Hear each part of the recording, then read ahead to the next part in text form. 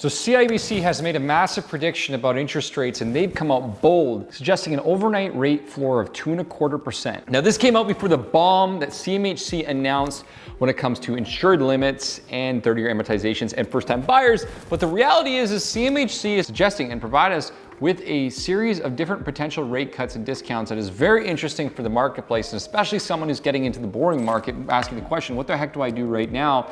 And what does this mean for me if I'm coming up for renewal? So let's get through the stats and let's break down what this all means to you. First and foremost, CIBC itself, as mentioned, has predicted an overnight rate of 2.25%, which is 0.5% below the bank's neutral rate. They expect they counted two 50-point rate cuts from the Bank of Canada in December and in January, which would significantly accelerate the marketplace and make anybody with a variable rate mortgage very happy today. Now, while these are very bold estimates, I love the fact that they came out and suggested this because it helps us to have something to talk about besides the norm of what every other bank has suggested out there. So what are the reasons for CIBC to come out and talk about this? Number one, the potential, the fact that there is a weakened labor markets. If you have not paid attention to labor markets lately, unfortunately, we are seeing a significant amount of job cuts, losses, lower numbers as far as wage increases, and across the board, just genuinely speaking from my perspective, anecdotally, I'm seeing a lot more layoffs in place, which is not good news, and we're also hearing about it. So when you start to hear about these things,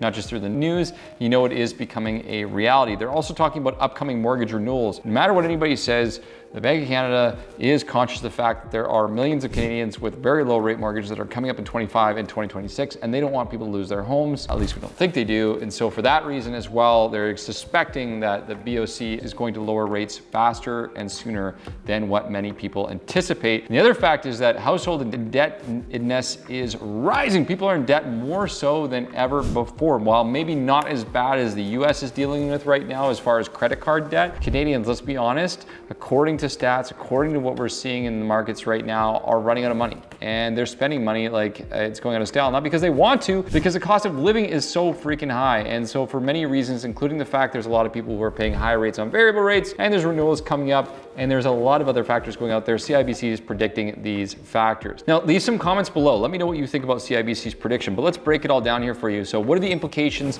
for you as a borrower or someone else as a borrower if CIBC actually follows through with this and makes these changes? And what are some stats that could actually comply with some of these numbers as well? Number one, if CIBC's forecast actually materializes, first of all, if you took a variable rate today, it would outperform a fixed rate significantly. At this point right now, looking at an amortization simulator, if you were to factor in a current 3-year fixed rate at a median interest rate at somewhere around 4.7% compared to a 5-year variable rate at say prime minus 80, it's still in a position where it is outperforming. Now, if you get into an insured mortgage, which is where you're putting down less than 20%, we're seeing discounts on prime better than prime minus 1, in fact, up to prime minus 1.2 in some situations that are very strong compared to what the 3-year fixed rates are that are advertised today. Of course, every scenario is unique, so keep that in mind in your personal circumstance, but doing the math based on the advertised rates and terms right now, that would look very juicy for someone taking on a variable rate mortgage. The other factor to consider is that if you're looking at forecasts right now that are put in front of us based on 125 basis points decline, we would be in a position right away where variable rates are lower than fixed rates for the first time since 2022. And that is notable because it's been a long time since variable rates were actually lower than fixed rates, at least it feels that way. And that could be a very notable difference in what people are doing when it comes to term selection, not just today, but also in the future when it comes to their mortgage options. Although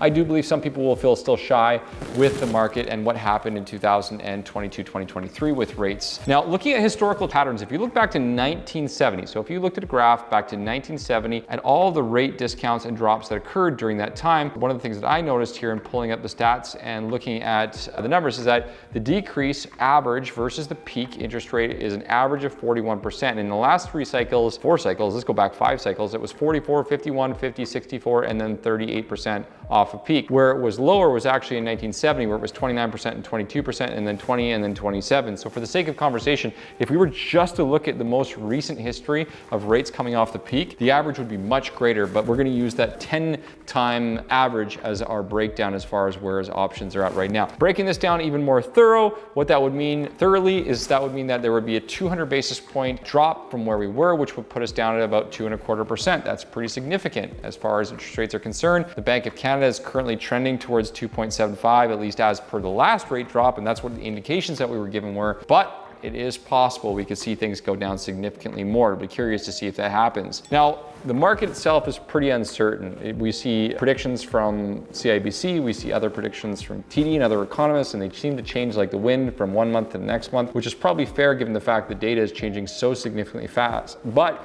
given the fact that inflation has come in at 2%, so 2% inflation, they're under what the market was predicting for inflation. There's a lot of reason to believe that CIBC, although may be aggressive, may not be that far off the mark if the BOC wants to correct the course and fix things to bring it back to where they are. So looking back at history, we got to remember we can't be overconfident in one direction or another. You know, we looked at rates and where they were back in 2022, and I don't think most people really thought that variable rates were going to go as high as they did by the end of 2023. And so we don't want to be overconfident or underconfident in the marketplace. And so perhaps the reality is somewhere in the middle between 2.75 to 2.25 overnight rate. We probably land out at 2.5. Maybe that's the perfect middle ground, but nothing works perfectly. So we'll wait and see what happens. So what do you do when it comes to your mortgage? First and foremost, anybody who's a little bit more aggressive and open to flexibility will often consider the variable rate specifically adjustable because the payments decline in this kind of marketplace. And remember, there's only one big bank that offers that solution and a number of non-bank lenders that offers that option. That's going to be good for somebody who wants flexibility, the ability to prepay,